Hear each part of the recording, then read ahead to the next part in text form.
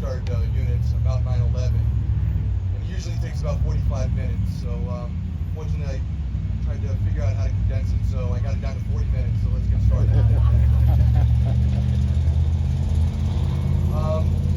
So many memories and incidents that occurred from the morning of 9/11 and the months that followed. So what I'll share today are just a few snapshots from my experience that day. I was a 27-year-old postmated second class in the United States Coast Guard.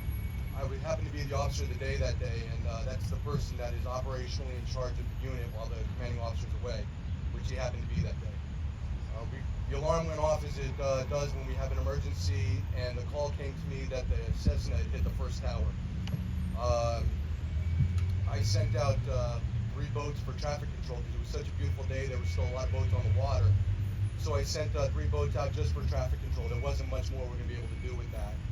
And just as my boats got on scene, the first boat on scene calls out, it's going to crash, it's going to crash. And from our unit on Staten Island, we could see the plane coming over and going into the second tower. Again, a flash moment is the surrealism of hearing the explosion about 6 seconds, 7 seconds after seeing the explosion. Was a very surreal moment, and after that, it was a flurry of activity.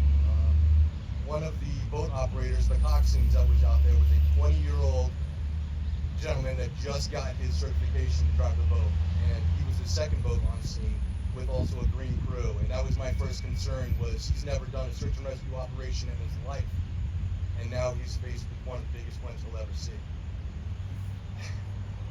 I went to his retirement a couple of years ago. It was amazing what he did. Another flash in my memory is him coming back 13 hours later. He was gray from the waist down, sifting through all the rubble, and he had tear marks on his face. Carlos Perez went to be a chief petty officer in the Coast Guard and did an amazing job. The other men and women that were there that day sat on the water evacuating people from lower Manhattan. Everybody that was south of the World Trade Center went to the seawall, and that was it. That was their end. And they were begging for evacuation. Our guys offloaded hundreds of people onto boats that were only rated for 20 people. They took on some very injured firefighters and police officers. They took on some that were deceased as well. And the whole time, they maintained their professionalism. So much so that the next day we had to alter our operation plans for 12-hour shifts. Every person had to work for 12 hours on and then 12 hours off. And they did that for 2.5 months. It's unheard of in the military. After that 12-hour shift, they didn't go find their rack. They went over to the site and they worked the recovery effort. To the point where we had to start ordering people to get off of there and go get some sleep. So, my actions on 9/11 were absolutely nothing compared to the other 60 members that were my unit that day. And when you call people heroes, they're the 60 people I think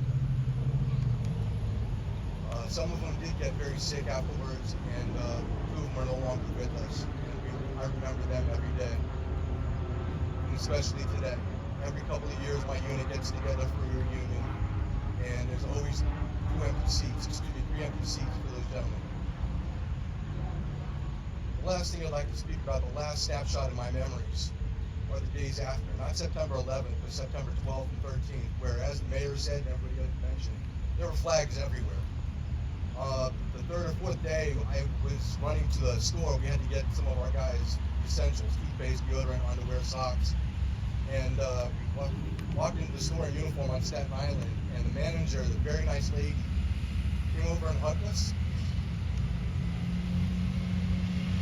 Thanked us for our service, and then walked us around the store and shopped for the essentials. We went to pay for it. She wouldn't take the money. She hugged us and said, "Be safe while you protect us." I miss September 13th. I miss September 12th, when we were all united that way, where there were flags everywhere. And we didn't care about political affiliations. We didn't care about about color, religion, anything else. I cared about the fact that we were Americans, and I miss that. Thank you very much for the opportunity to come up today, Mayor. I'm sorry